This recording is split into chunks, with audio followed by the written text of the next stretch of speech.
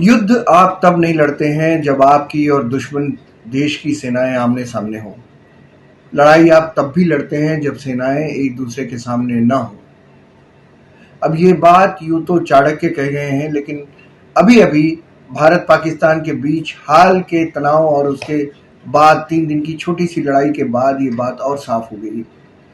सुरक्षा से जुड़ी कई बातों पर सरकार की नजर गई है। सरकार की नजर वहां गई जहां अब तक बेहद ढिलाई बरती जा रही थी। नमस्कार, द इंडियन डायरीज में आपका स्वागत है। मैं हूं राकेश त्रिपाठी। पाकिस्तान के साथ 3 दिन चली लड़ाई में हालांकि भारत ने अपने हथियारों और अपनी वॉर स्ट्रेटजी में अपनी सुप्रीमेसी साबित कर दी, साथ ही उसके बहुत से हथियारों की टेस्टिंग भी हो गई। ब्रह्मोस और आकाश जैसी मिसाइलों का परीक्षण भी हो गया कि युद्ध के समय उनका निशाना कितना अचूक रहा। हालांकि इन सारे कामों में मिलिट्री इंटेलिजेंस और सैटेलाइट से मिली तस्वीरों ने भी खूब काम किया। तीनों सेनाओं के तालमेल और इसरो के उपग्रहों का साथ, इन सब ने मिलकर बढ़िया काम किया और नतीजे सबके सामने हैं।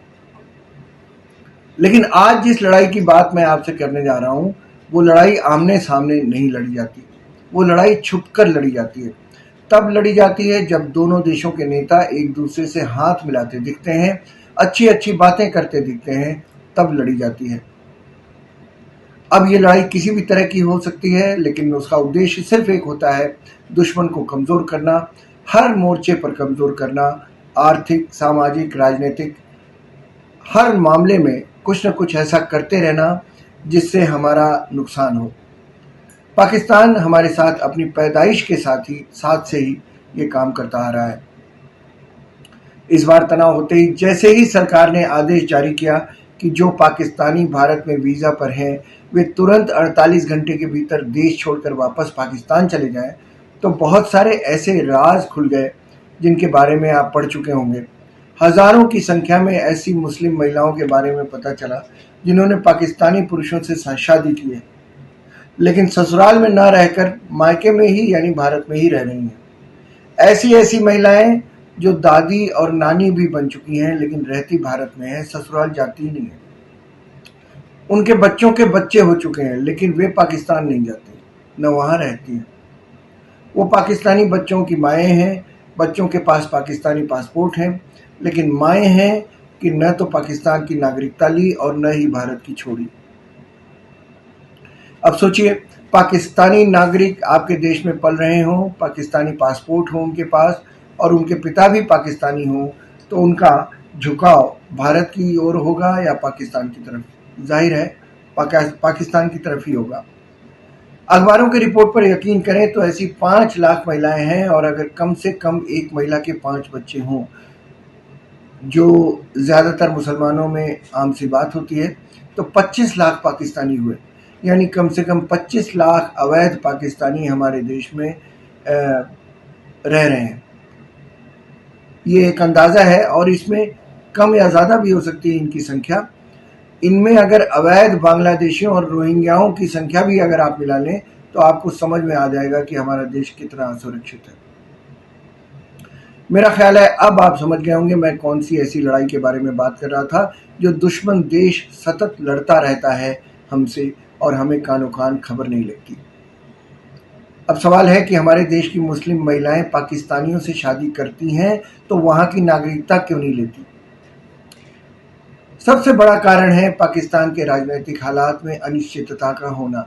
भारत की कोई लड़की सोचती है कि पाकिस्तान में जाने कब क्या हो जाए, कम से कम भारत इन मामलों में सेफ है, इसलिए वहां नहीं जाना, यहीं रहना। लेकिन हमारा कहना है कि भारत अगर आपको पाकिस्तान के मुकाबले सेफ लगता है तो पाकिस्तान में शादी ही क्यों करनी? दूसरी वजह है भारतीय महिलाओं का ये डर कि वे पाकिस्तानी नागरिकता लेती हैं तो कहीं भारत में रह रहे अपने परिवार और दोस्तों से दूर न हो जाएं, क्योंकि दोनों के बीच छोटी मोटी झड़प, छोटे मोटे युद्ध हर 10-15 साल में होते रहते हैं।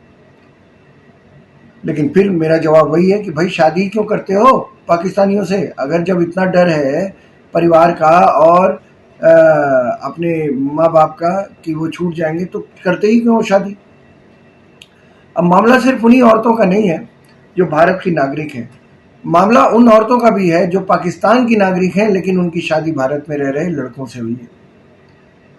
अब सोचिए, सिर्फ मुरादाबाद में 22 ऐसी महिलाओं का पता चला है जिनकी शादी भारत में ही हुई है, लेकिन उन्होंने अभी तक भारत की नागरिकता नहीं ली या उन्हें अभी तक मिली नहीं। वो सालों से लॉन्ग टर्म वीजा पर रह रही हैं। इन 22 महिलाओं के 95 बच्चे भी हैं। पाकिस्तानी नियमों के मुताबिक उन्हें पाकिस्तानी नागरिकता अपने आप मिली है, क्योंकि उनके माँ बाप में से कोई एक पाकिस्तानी है, लेकिन वे सब भारत में रह रहे हैं और भारत का अनाज खा रहे हैं, लेकिन वे हमारे लोग नहीं हैं।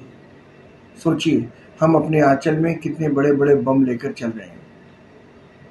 तो यही वो युद्ध है दोस्तों, जो पाकिस्तान बिना तोप गोले के हमसे लड़ता है, सालों साल लड़ता है, और हम हैं कि आंखें मूंद कर बैठे रहते हैं।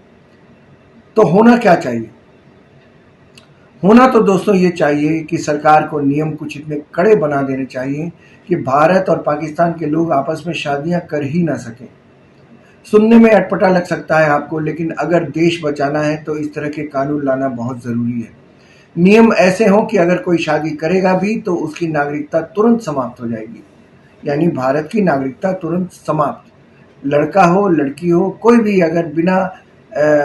अगर पाकिस्तान के किसी नागरिक से शादी करता है तो उसकी नागरिकता तुरंत समाप्त हो जाए और उसे कानून के तहत गंभीर सजा झेलनी पड़े। नियम ये भी बना दिए जाए कि जैसे ही कोई भारतीय लड़का या लड़की किसी पाकिस्तानी या बांग्लादेशी से शादी करे, उसकी भारतीय नागरिकता तुरंत समाप्त हो जाए और उसी समय से उसका भारत में रहना अवैध हो जाए। और लॉन्ग टर्म वीसा तो दोस्तों जी का जंजाल है, उसे तो तुरंत प्रभाव से खत्म किया जाना चाहिए। न जाने कितनी नानियां और दादियां इसी लॉन्ग टर्म वीसा पर दिल्ली, कश्मीर, उत्तर प्रदेश के कई इलाकों में रह रही हैं।